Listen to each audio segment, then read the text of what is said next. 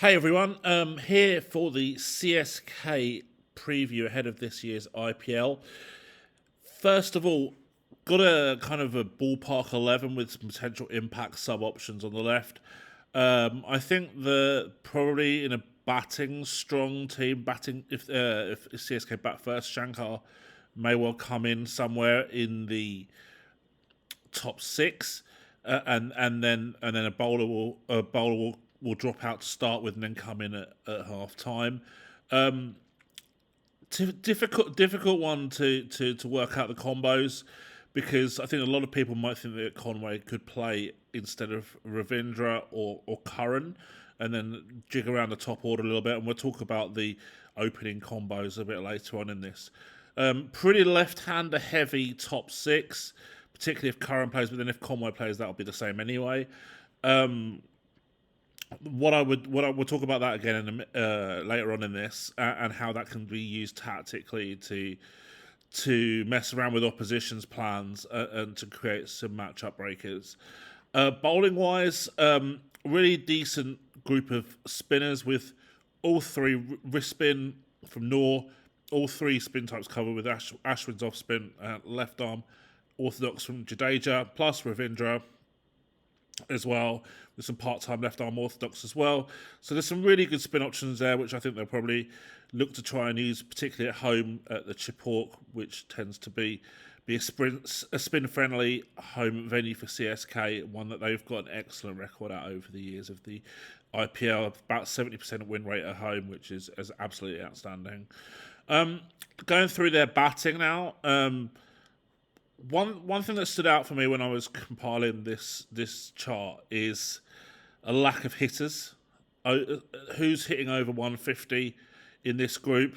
All the stats in this are from like the start of 2023 onwards, so last kind of almost 2.5 years. Only Dhoni is hitting over 150, and that's just as a pure finisher. He's not really having any entry points before the last 5 overs. Stability is generally going to come from Gaikwad and to some degree Shivam Dube as well. And boundary hitting is a mixed bag. There's not really any outstanding boundary hitters apart from Dhoni. Tripathi's numbers are okay, but nothing out of the ordinary. And there's a few around that 15, 16 mark. Curran, Jadeja, Ashwin, even Ravindra 17 as well. Nothing special there. And we'll talk about the implications of that a little bit later on in this video as well. 6 percentages are actually okay. They're not too bad. Dhoni's is off the charts. Dube's is pretty good as well. So that's okay. Anything over like 5 isn't too bad. So you can see that the batting group's a decent enough 6 hitting unit. And then non-boundary run production is always important to discuss as well. And generally it's okay despite the traditionally aging dynamic of CSK, which I think to some extent has been got rid of in the top 5 now, and then perhaps at the lower order, Dhoni, Ashwin, perhaps less prolific from that non-boundary run production side. Tripathi as well at the top of the order as well. So Tripathi's got that dynamic of being more of a boundary hitter with a high boundary percentage and a low non-boundary strike rate. Gaikwad's kind of like that balanced player with a decent boundary percentage, decent non-boundary strike rate, in fact, excellent non-boundary strike rate for a player who's an opening batter. So he's more of a balanced option. Against pace, this group looks reasonably strong-ish. Jadeja, Dhoni, pace hitters. Ashwin, even at 146, same as Shivam Dube. Gaikwad 144, and then maybe that impact sub or guy who's going to start and then maybe come out, Vijay Shankar 154. So that's okay. Not too bad. And against spin, pretty decent. Unsurprisingly, it's Shivam Dube who's got a reputation of being a strong spin hitter. Is leading the way in terms of that strike rate against spin. Gaikwad's numbers are pretty good. Tripathi's numbers are fine. Even Curran's numbers are okay. Jadeja, Ashwin, perhaps less so. A couple of people in Twitter asked me whether Ashwin could go up the order as like that pinch blocker to delay entry points, but I don't think that's really necessary unless they lose a good couple of early wickets at least, because you want Doob to be facing spin with numbers like this anyway. So you don't really need to protect him from spin. So that's not a problem for me. It's certainly not something that I would look to do as a tactic in terms of moving Ashwin up the order like he did when he played for RR on some occasions. A little bit of a concern with the CSK group is their batting in the power play. Gaikwad's numbers are fine. Tripathi, Ravindra, frequent balls, but low balls dismissals, frequent dismissals. Curran has a really low strike rate in the power play. I'm guessing that the context behind these numbers for Curran, 95 strike rate, 31 balls per dismissal, is that he's often coming in the power play when his team is struggling, so he's playing more of an anchor role in that situation. But overall, there looks like a lack of power play intent in this group, and that would be a little bit of a red flag for me. Not enough to rule out CSK at all, but that would be something that I would highlight definitely. In the middle, it's okay. Nothing really outstanding. No one's really taking the game away from the opposition in terms of these strike rates. 146, 149. They're absolutely good. No problem with that at all. But the rest of them is 120s, 130s. They're not taking the game away from the opposition in those middle overs. So that's another thing to discuss. And then the death hitting is a little bit better with Doob and Dhoni, the real standouts. Gaikwad as well, but he's going to have to bat through to that stage. Shankar, Deepak Hooda perhaps can be other options of death hitters with that impact sub in mind as well. So that's a bit about the batting.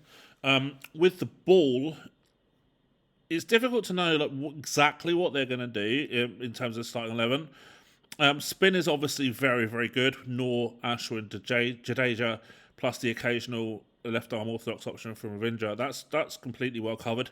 Pace wise, I think is a very high variance pace attack with Sam Curran, Khalil Ahmed, and Matisha Patirana, two left armers and a right armer. That's a volatile, I think, pace group with Curran and Khalil conceding over 20% boundaries. Patirana, not so much, but he has to be, I think, used in very, very clear entry points. And I still think that he's another player who's learning his trade. Interesting option. These numbers are for Gurjapneet Singh are from a lower level T20, but they're actually really, really good. And you can see here from this that he's got excellent numbers in the power play and at the death. So he looks like a 2-2 player at the moment. 2 power play, 2 death over bowler. So he'd be an interesting option if they want to structure up a little bit differently by taking Patirana out as an overseas, using Gurjapneet as a left armour domestic, and then bringing in another overseas batter somewhere, or Jamie Overton as a finisher. Another option for them there. Middle overs with a strong spin attack predictably looks fine. And then at the death, I have a little concern. Patirana's excellent at the death. If he plays Gurjapneet, looks fine too. Khalil's numbers at the death are not great. Curran's numbers at the death are not great. So there's perhaps a lack of a second banker banker option at the death as to go with Patirana. So that would be another slight concern. You can see how these numbers and the general dynamics of each bowler translates here into the potential bowling distribution options. Now, going a bit more through a discussion, why did I choose this preferred combo for CSK? I think Curran in for Conway gives an extra bowling option, and he could potentially float between numbers 3 and 5 in the batting order, depending on whether Gaikwad or Ravindra gets out first. This will create potential left-right or left-left combos as required. So I've got no problem with left-left unless the opposition has a really, really strong off-spinner, which doesn't tend to exist very often. And actually, that can really delay the introduction of a left-arm orthodox or a leg spinner for the opposition if you go left-left. So quite opposition-dependent. I think that could be a really fun opportunity to bring in some matchup kind of 4D chess, if you like. Some talking points that I've identified, and also a focus from some questions that I got on Twitter today. Opening duo, Gaikwad with either Conway or Ravindra. I'm going to go with Ravindra, but I think a lot of people might choose Conway. A lot of questions on Twitter about the batting group's lack of hitting upside, which I definitely agree with those questions, and that's definitely a doubt for me with this CSK group. I was also asked whether their spinners are going to be even more threatening now. We're going to get second ball in matches affected by dew. I think that's a real positive for the CSK group, actually, and definitely a late rule change that could well be in their favour. And the final question was, how will Nathan Ellis get game time? And actually, I think he could be pretty effective at Jaipur, which can be a two-pace pitch, and it's tough though to see where he gets in unless him and Patarana sort of split that overseas pacer role. So I mean, Nathan Ellis, fine player, absolutely, a very, very good player. I was part of the team that bought him back at PBKs in 2022. I really rate him quite highly, but he's been pretty unlucky in terms of getting game time in the IPL, and I worry that might continue for him with the CSK squad right now. My player in focus is Noor Ahmed, because I think he should be a real asset at the Chapok, and I think that he could have an excellent season. I really rate him, and his underlying numbers in last year's IPL were magnificent, and actually a lot better than his actual sort of basic data, if that makes sense. So I'm expecting a big season for Noor Ahmed at Chennai Super Kings, and I think that he's my player in focus. Strengths of this group. General consistency in squad even after a mega auction. That's the CSK way. And it's why I have this rule with CSK that if you work out how many games you think they're going to win, then double it, because that's basically what seems to happen pretty much year in, year out. So they've kept a core group together. There's a lot of familiarity. Even a player like Sam Curran, who left them but has now rejoined, so he's got that familiarity with a lot of the players as well. So they've got that consistency, and they'll have consistency in selection as well. That's been a Stephen Fleming, MS Dhoni kind of trademark over the years. They've got a left-hand batting focus, and like I said earlier, if they're smart, they can mess around with opposition plans by going left or right, depending on how they want to play things, and have flexible entry points for Curran, Tripathi, and Shivam Dube. So that's definitely some interesting strategy implications there with the bat. And their weaknesses that I've got down, I've got potential power play struggles if Gaikwad's dismissed early. Little nod to that data there that I highlighted earlier. The left-handers could be exploited by opposition with strong off-spinners, but not many of them exist, so it's not a massive concern to me. A lack of batters who can take the game away from the opposition is definitely a concern for me. Probably looking at Dube and Dhoni to be those two players, but Dhoni's entry point dictates that he doesn't generally have a lot of match involvement, so he's going to have a cameo at the end. So that's a bit of a concern for me, that lack of batters who can take the game away from the opposition. And on that subject, can Jadeja and Ashwin hit as well as lower order options among other teams? I'm not sure that's their strength. So they have a player such as Jamie Overton who could come in and do that, but then obviously that messes around with the structure of this squad. So I don't really know how he quite fits into that group, but we'll see.